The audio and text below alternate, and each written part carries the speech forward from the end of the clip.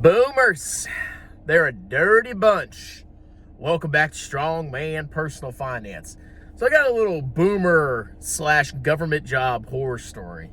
For all of you that are considering only working for a corporation or, only wanting to work for the government because it's all the benefits and blah, blah, blah, blah, blah. So I currently work in the private sector. Thank God. There's actually intelligent people here that actually have ambition and aren't stupid and lazy. But I used to work for the government, specifically at the National Aeronautics and Space Administration.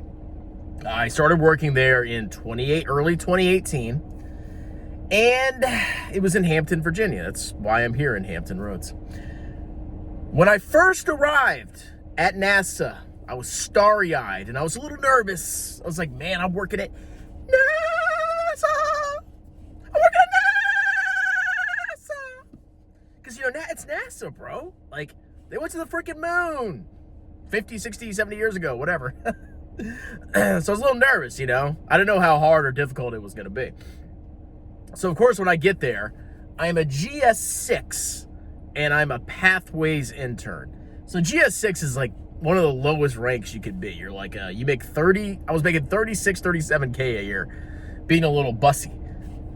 And back then, my thought process was, okay, once I, get chosen to be a permanent employee, I'll get promoted to GS13 as long as I hang around. And that's true. As long as you do the bare minimum and you're a slug, you can make it to a pretty high level. It's basically, if you are an incompetent person that is lazy, but you want to make a decent amount of money, NASA is the place to go, okay? But anyway, so I was a GS6, and I got introduced to my boss, and I was put in the travel office. So in the government, you have to, when you go on official government travel, you have to be authorized to travel. You can't just go travel on government business.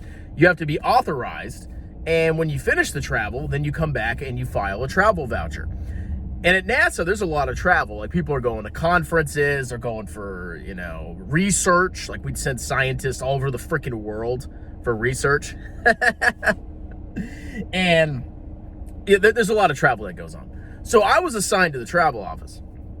Now, when I get there, the first thing I see is a couple of my employees. And I look, and we have this queue. It's called the queue. It's this list of all your travel authorizations that have yet to be approved, because you, as the travel approver, have to go in there and make sure it's in compliance with government regulations. So you go in there, you say, okay, you booked a hotel, it's not over the limit, you got an appropriate flight, your M&I, your meals, incidentals, and whatever it is, your food allowance is calculated properly.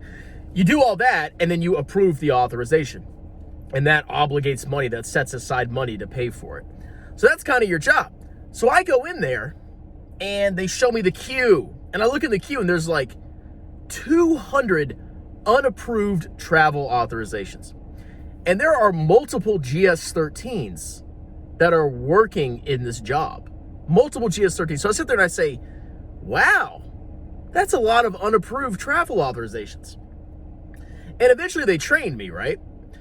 And it got to the point where I was literally the only person approving travel authorizations. I was the only person.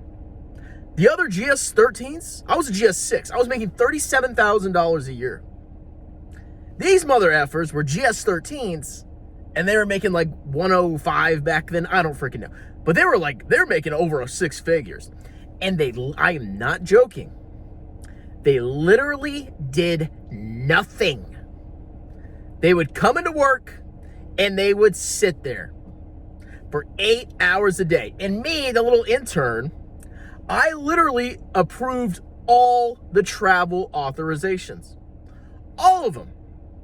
I would go in, and from basically 8:30 to 4:35, I would do all of them. And whenever I made one mistake, I got tons of shit, tons of crap from either travelers, entitled engineers, or people in the travel office. Can you imagine that? You're I'm not exaggerating. I'm not joking here. I'm not making this up. I would go in there, I'd be the only one working. And if any mistakes were made, I would be honestly, oh, you're an idiot. Huh?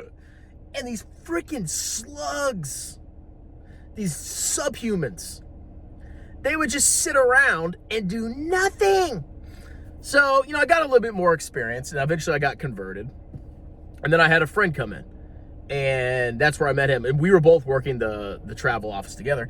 And guess what? The travel office was like perfect. Like everything was approved in advance. We didn't have a huge backup. It ran like a well-oiled machine. Well, I had to go to military training for a month, right?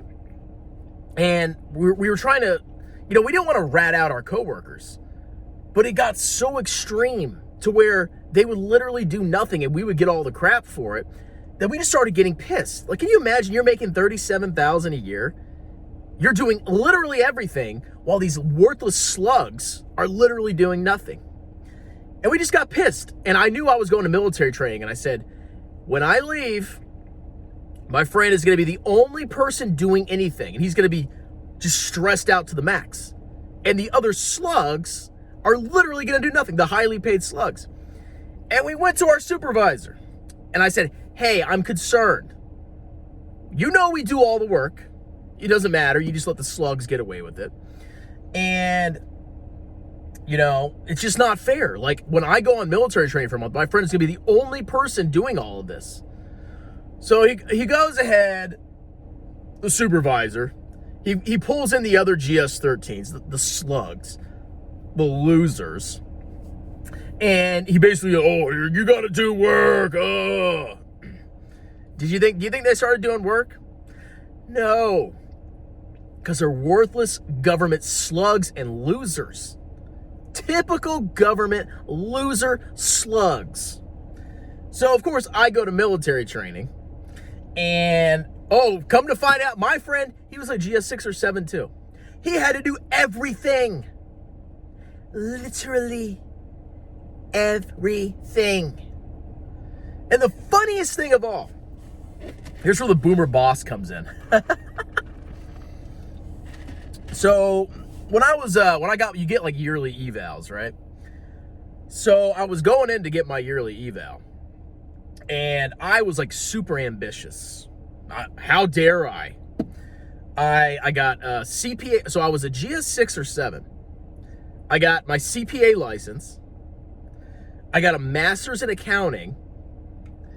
I got that later. I got the CPA license. I got the CGFM, Certified Government Financial Manager. And I was selected for this nationwide, like, achievement recognition thing, where I was actually sent to a conference. Cause, you're like, it was like a young government employees, like, fluffing conference. But, if you're a supervisor, right, and you see somebody that gets a CPA of his own accord, gets the government certified government financial manager certification, gets selected for this prestigious, like, it's not prestigious, but it was like a unique special thing where you get recognized for being a smart little young government slug. And I got to go to a conference in New Orleans. All of that. Do you think you would give that person a high ranking? It was on a scale of 1 to 5. And just in context, there were GS-13s that they didn't work. I'm not joking. They did not work. They sat on their butts and did nothing for 8 hours a day. I am not exaggerating. This is not fake, okay? But anyway, so everybody else was a freaking slug. I did all the work. I'm not exaggerating. I did all of this extra stuff, and he gives me like a 4 out of 5 for my evaluation. I'm like, what the hell do I have to do for a 5? The government, you are not rewarded for ambition and hard work. You are rewarded basically if you're a diversity hire. That's how you get rewarded in the government, or you're somehow connected. Do not work for the government. If you have if you're a worthless slug, and you know you're a slug if you're a slug. If you operate well in those environments where everybody's a piece of trash and nobody works, and if you like piling work on somebody that actually does stuff, you will do well in the government. If you have any ambition whatsoever, do not work for the frickin' government. Have a wonderful day.